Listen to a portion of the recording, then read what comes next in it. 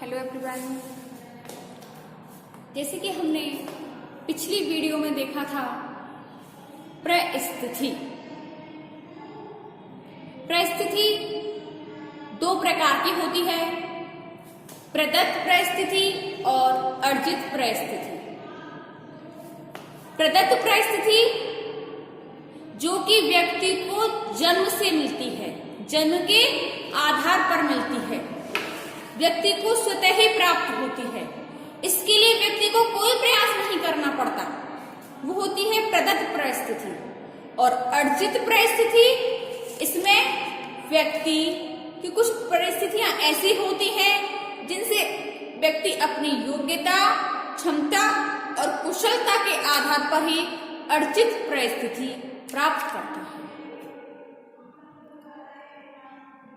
प्रदत्त परिस्थिति के आधार और ये है अर्जित परिस्थिति के आधार। प्रदत्त परिस्थिति में आता है लिंग भेद के आधार पर प्रदत्त परिस्थिति।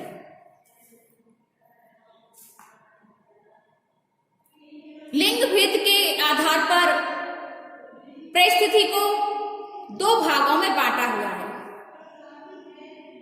लिंग दो भागों में बटे हुए हैं, स्त्री और पुरुष। सभी समाजों में स्त्री और पुरुष की अलग अलग भूमिका होती है, उनकी भूमिकाओं में काफी अंतर होता है। स्त्रियां कोमल, नाजुक, धार्मिक, कमजोर, भावुक और विश्वसनीय मानी जाती हैं। भारत में स्त्रियों की परिस्थिति पुरुषों की परिस्थिति से नीची रही है। उन्हें अबला, दासी और संपत्ति के रूप में समझा जाता है और पुरुष वीरता, साहस, शौर्य, चतुरता आदि गुणों से युक्त माने जाते हैं। उन्हें कठिन और शारीरिक, मानसिक कार्य सौंपे जाते हैं। पुरुष के कार्य घर से बाहर का कार्य क्षेत्र होता है और स्त्रियां घर का कार्य करती हैं, जैसे सिलाई करना, बर्तन मांजना, खाना बनाना, बच्चों के लालन पोषण करना। ये कार्य स्त्रियों को सौंपा गया। लेकिन आज के युग में लिंग निर्धारण की सीमाएं कम होती जा रही हैं। स्त्रियां घर के बाहर का भी कार्य करती हैं। प्रत्येक क्षेत्र में उनका वर्चस्व बढ़ गया है और समाज में उनको आरक्षण भी दिया जाता है। दूसरा आधार है हमारी आयु भेद।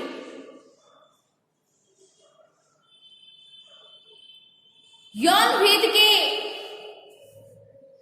तरह आयु भेद भी निश्चित और स्पष्ट शारीरिक लक्षण है, परंतु आयु परिवर्तनशील तथ्य है। आयु के आधार पर अनेक सामान्य परिस्थितियां प्रदान की जाती हैं। अलग अलग आयु का विभाजन शैशवावस्था में, बाल्यावस्था में, युवावस्था में, प्रौढ़ावस्था में क्रम अनुसार किया जाता है। अलग अलग आयु के लोगों की अलग अलग परिस्थितियां प्रदान की जाती हैं। आयु छोटी होने पर कोई विशेष परिस्थिति प्रदान नहीं की जाती। समाज में नौकरी प्राप्त करने, मतदान करने, व्यवसायिक कार्य करने आदि के लिए भी अनुभव और बड़ी आयु की आवश्यकता होती है। तीसरा आधार आता है हमारा नातेदारी।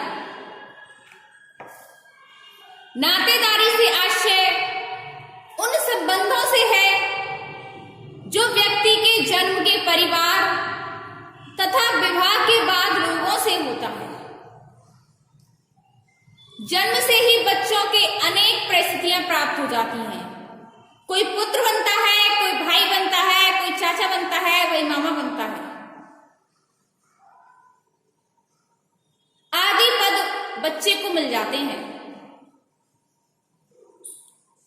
और इस पद के लिए उसे कोई प्रयास नहीं करना पड़ता।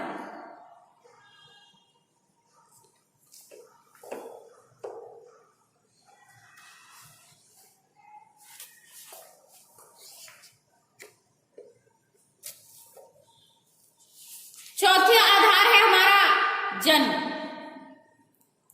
व्यक्ति का जन्म किस परिवार, जाति और प्रजाति में हुआ है, इस आधार पर परिस्थिति का निर्धारण जन्म के आधार पर होता है। यदि बालक शाही घराने में उच्च जाति में जन्म लेने वाला हो तो उसकी सामाजिक परिस्थिति निम्न परिवार वालों के बच्चों की अपेक्षा ऊंची रहती है। पांचवी विशेषता है शारीरिक विशेषता। कई परिस्थितियां व्यक्ति को उसकी शारीरिक विशेषताओं के आधार पर प्रदान की जाती हैं। काले और बदसूरत की तुलना में सुंदर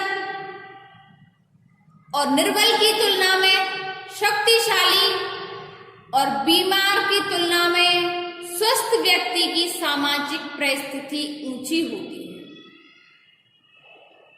छठवीं विशेषता आती है जाति एवं प्रजाति। जाति व्यक्ति की परिस्थिति निर्धारण का प्रमुख आधार है। ऊंची जातियों में ब्राह्मण, क्षत्रिय, वैश्य में जन्म लेने वाले की परिस्थिति शूद्र एवं अछूत जातियों में जन्म लेने वाले बच्चों की ऊंची समझी जाती है। इस प्रकार अब आती है हमारी अर्जित परिस्थिति। अर्जित परिस्थिति के आधार पहली है संपत्ति। संपत्ति द्वारा व्यक्ति अर्जित परिस्थिति को प्राप्त कर सकता है, क्योंकि इसके द्वारा उच्च स्थितियों से संबंधित समस्त सुविधाएं प्राप्त की जा सकती हैं। संपत्ति का आधार व्यक्ति को उच्च परिस्थिति प्रदान कर सकता है। दूसरा आधार है व्यवसाय। व्यवसाय भी अर्जित परिस्थिति का आधार है। उच्च व्यवसाय जैसे कि डॉक्टर, इंजीनियर, ये उच्च परिस्थिति प्रदान करवाते हैं और मजदूर, धोबी, इनको निम्न परिस्थिति प्राप्त होती है। तीसरा है शिक्षा। शिक्षित व्यक्ति उच्च परिस्थिति को प्राप्त करता है और अशिक्षित व्यक्ति सामाजिक दृष्टि से निम्न परिस्थिति को प्राप्त करता है। चौथी है राजनीतिक सत्ता। शासक और शासित का भेद राजनीतिक सत्ता के आधार पर किया जाता है। सामान्य लोगों की तुलना में अधिकार प्राप्त व्यक्ति की परिस्थिति ऊंची मानी जाती है। पांचवा है विवाह। वैवाहिक संबंध ही व्यक्ति को अनेक परिस्थितियां प्रदान करते हैं, जैसे कि पति पत्नी, माता पिता, जीजी जीजा, वर वधू, भाई भाभी, ये सभी अनेक परिस्थितियां प्राप्त होती हैं। अगला पॉइंट है उपलब्धियां। कुछ अर्जित परिस्थितियों को परिश्रम द्वारा प्राप्त किया जाता है, जैसे कि अच्छे खिलाड़ी, आविष्कार, साहित्यकार, संगीतकार आदि अपने परिश्रम से ही बन सकते हैं। समाज यह गुण किसी को प्रदान नहीं करता है। रुचि व योग्यता के अनुसार इन्हें अर्जित किया जाता है। तो स्टूडेंट्स आज के लिए बस इतना ही। इससे आगे हम देखेंगे अपनी नेक्स्ट वीडियो में।